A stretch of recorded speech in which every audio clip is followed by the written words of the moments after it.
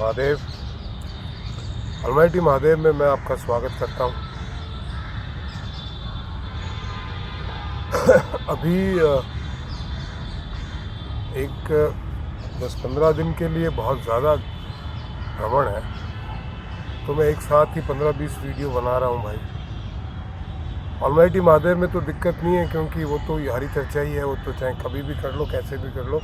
लेकिन वो एस्ट्रो निशांत भारद्वाज में बहुत ज़्यादा दिक्कत हो जाती है, क्योंकि वो भविष्यवाणियाँ की होती है। वो बोलते हैं कि फिर 10 दिन बाद आइए। देखिए,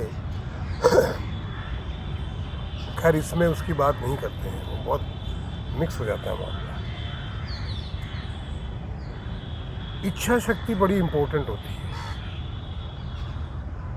इच्छा को शक्ति क्यों बोलते हैं? जब तक आप कोई इच्छा ही नहीं करते हो तो उस कार्य को करोगे कैसे? पहले तो कार्य करने की इच्छा होती है, कुछ पाने की इच्छा होती है, उस इच्छा को पूर्ण करने के लिए उसके प्रति कार्य करने की इच्छा होती है, और जब आप वो कार्य करते हो तब वहाँ तक पहुँचते हो। तो इच्छा शक्ति का बड़ा महत्व है, और मैं इसको आज एक बहुत ही सटीक उदाहरण और ऐसा उदाहरण देके आपके सामने प्रस्तुत करने वाला हूँ जिससे आप सभी लोग, मैं ये तो नहीं कहूँगा कि अनभिज्ञ हैं, वाकिफ़ होते हुए भी नहीं पूरी तरीके से जानते हैं। अभी लेफ्टिनेंट जनरल जो हैं ढिल्लों की एक बुक आई है, और उस बुक में एक चैप्टर जो है 370 जो हटाया है, धारा 370 जो हटी है 35 से, उसके ऊपर उन्होंने लिखा है,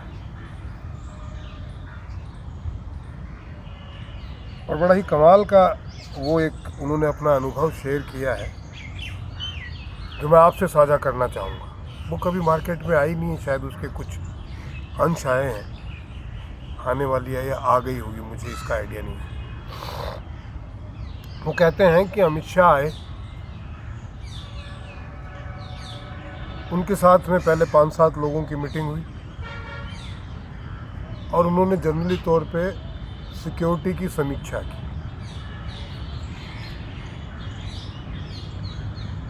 मतलब यही पूछा कि सरकार अगर कोई जम्मू कश्मीर के संबंध में निर्णय लेती तो कानून व्यवस्था कितनी बिगड़ सकती है, बिगड़ेगी कि नहीं बिगड़ती, और कितनी कंट्रोल हो सकती है। ये एक नॉर्मल मीटिंग थी, जिसके अंदर 10-12 लोग जम्मू कश्मीर के जो की लोग थे वो इन्वॉल्व थे, और मीटिंग कम से कम 4-5 घंटे चली। उसके बाद में अमित शाह के अपने कुछ प्रोग्राम वगैरह थे, वो अपना प्रोग्राम करने चले गए। फिर शाम को डिनर पे उन्होंने फिर एक बार ये मिलने की इच्छा जाहिर की। अच्छा, उन 10-12 लोगों में लेफ्टिनेंट जनरल ढिल्लों थे, उत्तरी कमान के थे शायद। तो तत्पश्चात शाम की जो मीटिंग हुई उसके अंदर भी वो थे। अब उस मीटिंग में सिर्फ 3-4 की लोग थे, और उन्होंने फिर कुछ दूसरे मुद्दों पे बातचीत की, जिससे ये तो अंदाज़ा हो गया कि सरकार कुछ बड़ा करने की सोच रही है, पर वो बड़ा क्या, ये किसी को कोई अंदाज़ा नहीं था।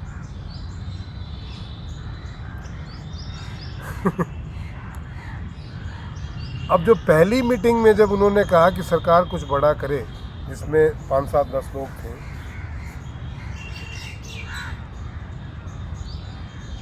तो उसमें 10 लोगों में से कुछ लोग जो हैं वो बातें इधर उधर करने वाले होते ही हैं। तो उन्होंने जाके फारूक अब्दुल्ला और उनको खबर दी कि सरकार कुछ बड़ा करने की सोच। आज अमित शाह की मीटिंग में ये हुआ, हो गई आपकी बात ली। इसीलिए जो दूसरी मीटिंग हुई उसमें सिर्फ 3-4 लोग थे, वो जो बताने वाले लोग फिल्टर हो गए थे। उन 3-4 लोगों के साथ में और की मुद्दों के ऊपर डिस्कशन हुई। कि क्या क्या संभावनाएं हो सकती है, क्योंकि फारूक अब्दुल्ला और महबूबा मुफ्ती ने कहा था कि हिंदुस्तान का झंडा उठाने वाला कोई नहीं मिलेगा, यहाँ आग लग जाएगी, खून की नदियाँ बह जाएंगी अगर सरकार ने 370 को छेड़ा तो। उसी के बाद ये स्टेटमेंट आने शुरू हुई। खैर वो सेकंड मीटिंग भी हो गई। फिर उनको जो शहीद हुए थे हमारे एक सिपाही औरंगजेब, उनके घर जाना था, उनके घर गए, उनके परिवार को सांत्वना दी, मिले। लेफ्टिनेंट जनरल ढिल्लों भी आ गए थे घर पे, और रात को 11 बजे फ़ोन आया कि अमित शाह आपसे सुबह मिलना चाहते हैं नाश्ते में, तो आप नाश्ते में क्या लेना पसंद करेंगे। जनरल ढिल्लों बड़े शॉक्ड थे कि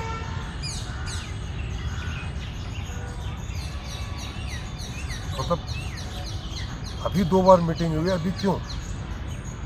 वाइफ ने भी सोचा कि ये, और रात मतलब सुबह कितने बजे, अर्ली मॉर्निंग 5 o'clock। और इस मीटिंग में अमित शाह और जनरल ढिल्लों 2 ही लोग थे, इसके अलावा कोई नहीं था। और कई की बिंदुओं पे उनकी बात हुई, और अंत में जनरल ढिल्लों ने यह कहा कि आप निश्चिंत रहिए, हम सब संभाल लेंगे। उसमें हर तरीके से बात हुई, अगर ऐसा हुआ तो, और अगर ऐसा हुआ तो,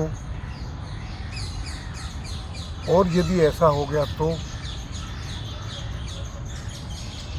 मतलब plan A, plan B, plan C, plan D, plan E, plan F, इतनी तक तैयारी थी। और उसके बाद में आश्वस्त होकर अमित शाह चले गए। अब आप देखिए, राज्यसभा में सरकार के पास बहुमत नहीं, और सरकार का कॉन्फिडेंस देखिए, अमित शाह का कॉन्फिडेंस देखिए कि पहले बिल लेके ही राज्यसभा में आए।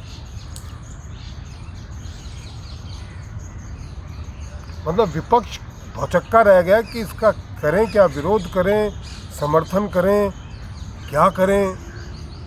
अच्छा, उससे पहले सरकार ने एक चाल और खेली। सरकार के जो एमपी एमएलए वगैरह के ग्रुप होते हैं, एमएलए के ग्रुप होते हैं जो बाहर स्टडी करने के लिए अलग अलग कंट्रियों में जाते हैं। कांग्रेस के टाइम में तो घूमने जाते थे, स्टडी करना तो एक बहाना था, तो उसके लिए सारे तैयार रहते हैं। मोदी जी ने जितने भी उनके धुर विरोधी हैं, उनकी टीम बना के उनको भेजा, किसी को एक टीम को फिनलैंड भेजा, एक टीम को कहीं स्विट्ज़रलैंड भेजा हुआ है, एक को कहीं सिंगापुर भेजा हुआ है। और जब पार्टी के एमपी एमएलए ने कहा कि देखो यार, मोदी जी हमारे एमपीज़ तो यहीं पे बैठे हैं और उनके एमपीज़ बाहर घूम रहे हैं, ऐसा लग रहा है सरकार उनकी है। बोला सबका साथ सबका विकास।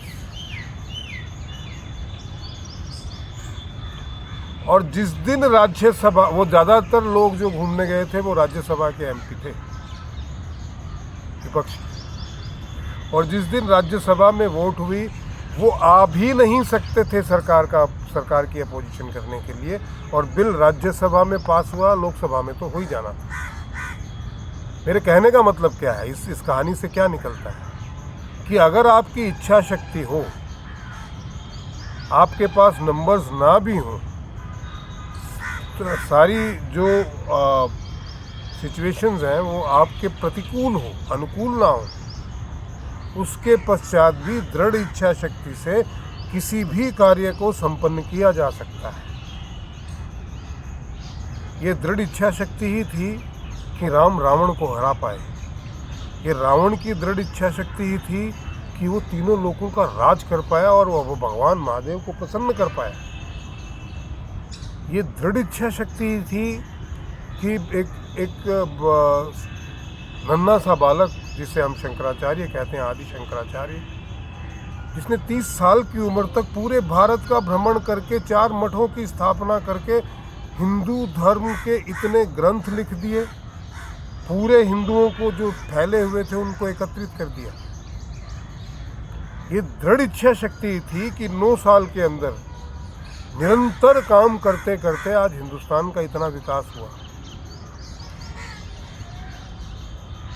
लेकिन दृढ़ इच्छा शक्ति के पीछे आपका मानस भी पॉजिटिव होना चाहिए। दृढ़ अच्छी इच्छा शक्ति आप किसी का बुरा करने के लिए करते हैं तो प्रकृति आपका साथ नहीं देती। इसलिए दृढ़ इच्छा शक्ति का होना बहुत आवश्यक है जीवन में। देखिए, भाग्य दिगर बात है, आपके भाग्य में कुछ नहीं लिखा है और नहीं देगा, लेकिन जो आपने कर्म किया है वो तो आपको मिलना ही है। भाग्य में लिखा हुआ हो तो भी कर्म किए बिना नहीं मिलता भाई। लिखे हुए को भी लेने का प्रयास तो करना ही पड़ता है।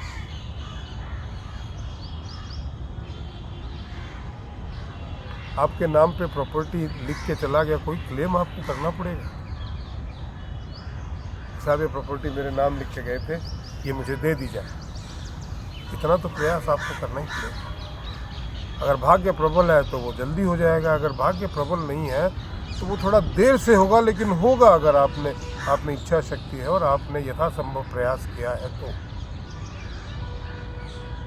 मेरा व्यक्तिगत अनुभव कहता है कि जीवन में बहुत सारे लोग 99% अपनी मंजिल तक पहुंच के लौट आते हैं, वो हार मान लेते हैं, और जो नहीं मानते हैं वो दशरथ माझी बनते हैं, जो अकेला आदमी पहाड़ काट के और रास्ता बना देता है। दृढ़ इच्छा शक्ति। तो आज के वीडियो में इतना ही दोस्तों। आशा आपको पसंद आया होगा। प्लीज़ सब्सक्राइब कीजिए, शेयर कीजिए, कमेंट कीजिए। अच्छा भैया, आपने जितने भी लोगों ने सब्सक्राइब किया उनका कोटि कोटि धन्यवाद, पहली बात की। दूसरी बात ये है कि बहुत मंथर गति से मामला है भाई, थोड़ी स्पीड बढ़ाइए, थोड़ा और इसको फैलाइए। हरी चर्चा जितनी हो उतनी अच्छी है, और कंट्रीब्यूट ज़रूर कीजिए, भले ही 1 रुपया कीजिए। महादेव।